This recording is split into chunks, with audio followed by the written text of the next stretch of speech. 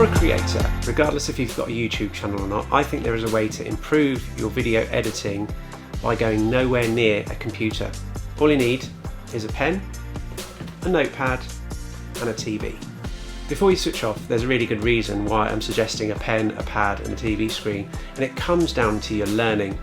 Now YouTube's great, but you can be bombarded with stuff, and it also, because the way YouTube works and it will suggest certain videos, it doesn't help you when you're learning new techniques. It doesn't give you that framework that you'd ordinarily have in a training program. Since I've been taking video editing more seriously, I watch TV in a completely different way. When I'm looking at TV now, particularly the adverts, I'm looking at the music, the lighting, the sound, the flow, the transitions, and how they manage to keep things sort of relatively simple, but it looks really good. TV does have an advantage, I have to say, because they've got experts for every single element. So they'll have a lighting expert, a sound engineer, they'll have story creators, they've got the whole shebang, whereas for us it's a lot more difficult because it's just me and what I know and the stuff that I use. And there's only so much that I know. I only know what I know.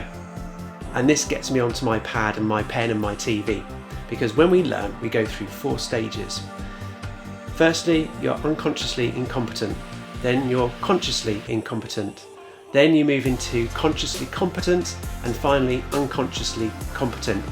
And you're going, oh my God, Chris, what did you just say? I didn't get a word of that, and I didn't get what you mean. Okay, so let's use an example of driving a car.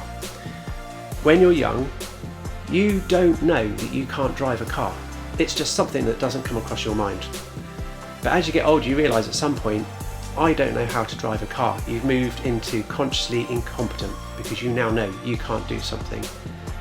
So you then go and have driving lessons, and you start to learn how to drive a car and you get better. Throughout that, you're consciously competent. You can do it, but you're thinking about it as you're doing it. And then finally, once you've passed your test, you've been driving a few years, you know, you could be driving along the road and you've been going along the motorway and you think, I can't think about the last 10 miles that I've done. I can't remember what I was doing or anything. And that's because you're unconsciously competent. You're just doing things in automatic. Now, if we take those 4 stages, it's exactly the same for creating videos. We all start off unconsciously incompetent. We don't know that we can't do something.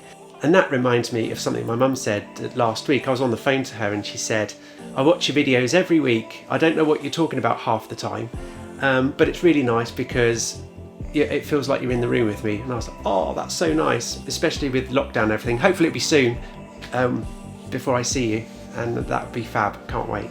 My mum, for most of my videos, is probably in that unconsciously incompetent space. She doesn't know that she can't do something. But then through watching my videos, she becomes consciously incompetent. She's picking up on things and realising there's a way to do text and different effects and all of that. So she knows that there's something that can be done but has no idea how to do it. So she's consciously incompetent. So when I'm watching TV, I'm looking for the areas where I'm consciously incompetent and consciously competent. I watch TV programs and I think, oh, I know how to do that, I can do that. And there are other areas and I understand what's happening and I'm looking at the TV, but I don't know how they do it. Particularly with some of the adverts, I can get most of it and I think, yeah, I could put an advert together, but then they move some of the stuff around and the animations and effects and how they bundle it all together. I don't know how to do that. So I know what they're doing, but I don't know how they do it. So I'm consciously incompetent. When it comes to YouTube, we all get pulled into various videos that they'll suggest, and quite often, you know, in my feed certainly, I get quite a lot of tutorials, and I'll come across stuff and it'll be, that's really good, I like that, that's really clever, and I'll make a note of it. But the trouble and the danger with YouTube is it can send you off in a direction that you're not at yet. And if you're learning something, you need to take a measured approach, which is why I recommend this sort of technique, because it builds on roughly where you are. Some people could watch a TV episode of something and see something completely different to what I am, and this is why I like to know roughly where I am, because it will help me in my learning.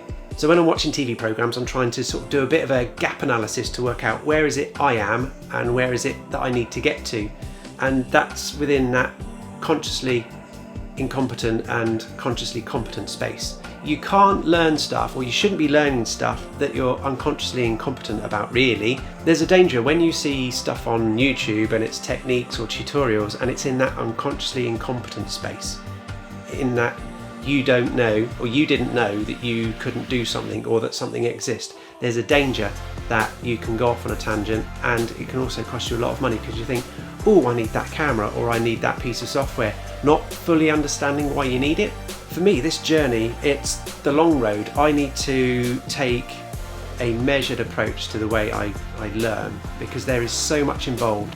So armed with your pen and pad, go watch some TV shows, watch some YouTube channels, and work out the bits that you need to work on that you're aware of. Don't start watching like Peter McKinnon videos thinking you can turn into him in 10 weeks time. It's not going to happen. There's probably so much involved in his videos that you're not even aware of. So look at the videos, look at the TV content in the space that you're at, and pick up the tips around where you are, and that will help move you forwards in the right direction and at the right pace. And this will help fine-tune your learning, because there's a lot of stuff out there. There really is. I couldn't believe how much is involved in making a video. Really.